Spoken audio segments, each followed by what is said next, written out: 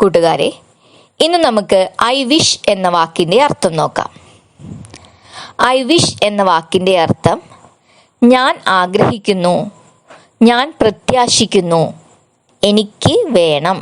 ഇനി ഇതിനൊരു ഉദാഹരണം പറയുകയാണെങ്കിൽ, I wish I could go with you. ഇതിൻ്റെ അർത്ഥം നിന്നോടൊപ്പം പോകാനായിരുന്നെങ്കിൽ എന്ന് ഞാൻ ആഗ്രഹിക്കുന്നു. മറ്റൊരു ഉദാഹരണം പറയുകയാണെങ്കിൽ, I wish you the best of luck. ഇതിൻ്റെ അർത്ഥം നിനക്ക് ഭാഗ്യമുണ്ടാകട്ടെ എന്ന് ഞാൻ ആഗ്രഹിക്കുന്നു. കൂട്ടുകാരെ, ഒരിക്കൽ കൂടി പറയാം.